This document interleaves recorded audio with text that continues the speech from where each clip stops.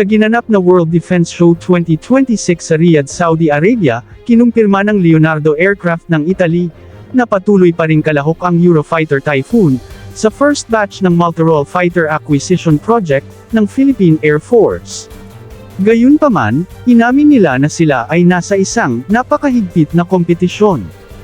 Kasabay nito, kinumpirma rin niya na ang kanilang alok ay may kasamang industrial cooperation at financing package.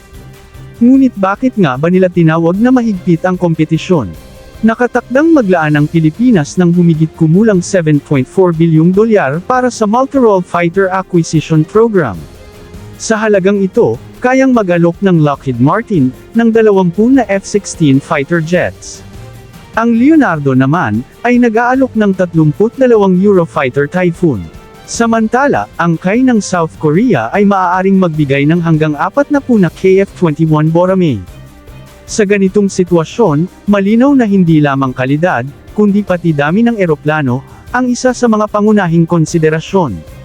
Posibleng nakikita ng Leonardo na maaaring mas tumingin ang Pilipinas sa mas maraming bilang ng aircraft para sa parehong budget.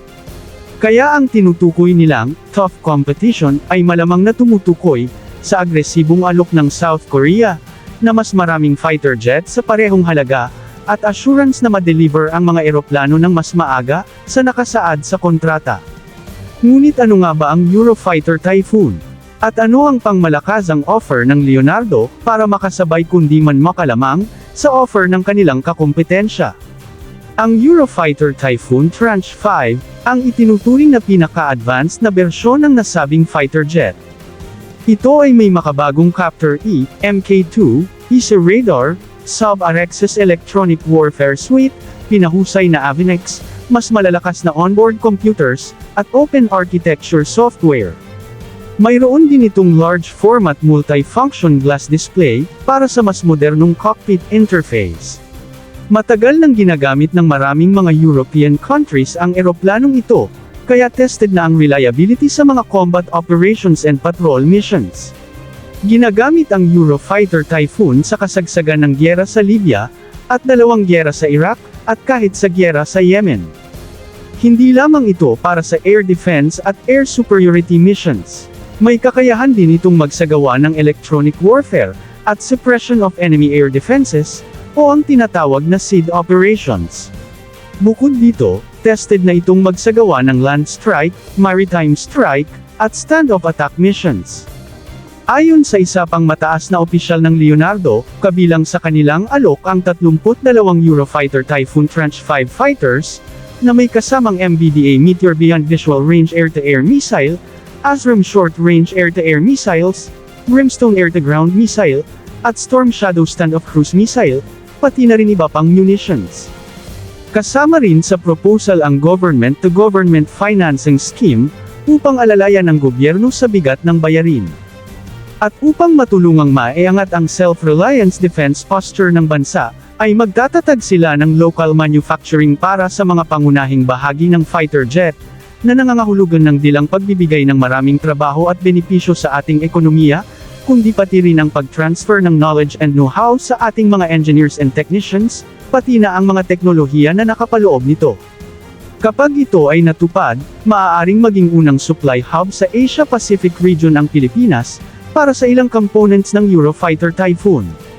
Nitong nakaraang linggo, sinabi ng acting CEO ng KAI ng South Korea, na inaasahan nilang sa kalagitnaan ng 2026, ay mapipirmahan na ang kontrata, sa pag-acquire ng Pilipinas, sa kanilang KF-21 Boramae.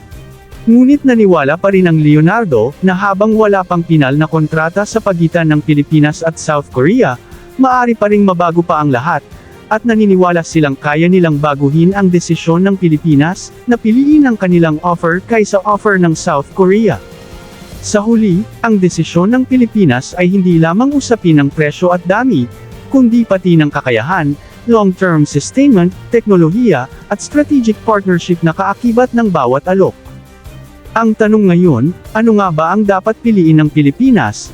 Mas maraming eroplano, o mas advanced na kakayahan?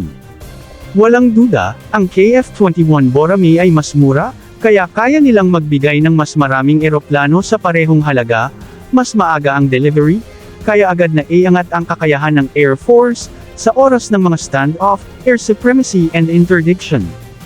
Ngunit katotohanan ding ang KF-21 Boramae ay isang napakabago pa na eroplano na nasa developing stage pa lamang.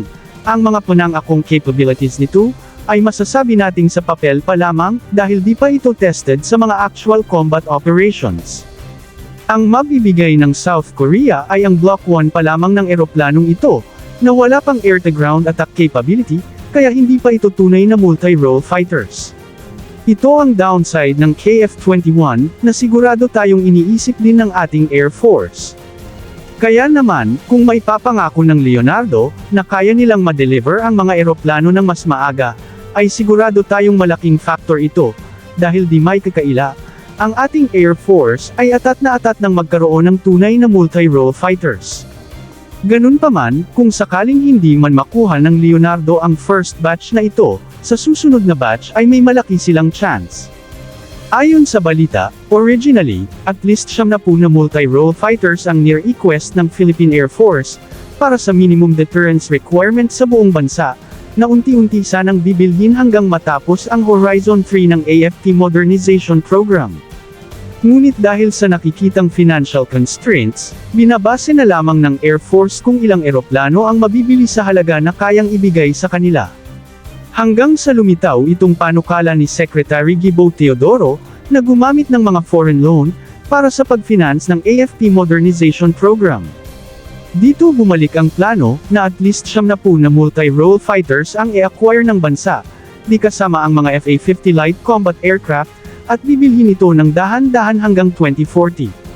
Ito ang dahilan kung bakit nakikiusap si Gibo Teodoro sa mga mambabatas, na baguhin ang Presidential Decree 415 ng yumaong President Marcos Sr., na naglilimit sa mga defense-related loans, na maaring utangin ng bansa, sa $300 million. Nakakalungkot, na bagamat may mga magagandang response naman mula sa mga congressman at mga senador, na tatrabahoin nila ito, ngunit di natin maintindihan, bakit tila di nila ito minamadali, at hanggang ngayon, ay wala pa ring nangyayaring pag-revise sa batas na ito. Nitong nakaraang araw, ni-reveal ni Ambassador Romualdez, na binigay na lang ng Amerika sa Poland, ang nakalaang $1 billion sana na loan sa Pilipinas ngayong taon, para gagamitin sa AFP Modernization Program. At ang balakid, ang nakasaad sa PD 415. Kaya naman, hanggat hindi nababago ang batas na ito, mananatiling aasa na lamang ang AFP Modernization Program, sa annual allocation ng gobyerno. Bagamat kumpara sa mga annual allocation sa nakaraang taon, kahit papano ay pataas ng pataas ang AFP Modernization Program allocation, ngunit hindi ito ang inaasahan nating dapat na ibigay ng gobyerno, kung talagang nais nitong mapalakas ang ating hukbong sandatahan. Ating aabangan, kung magkaroon na ng sense of urgency ang gobyerno ngayong taon at sa susunod pa, at bigyan pa ng mas malaki pang halaga, ang AFP Modernization Program.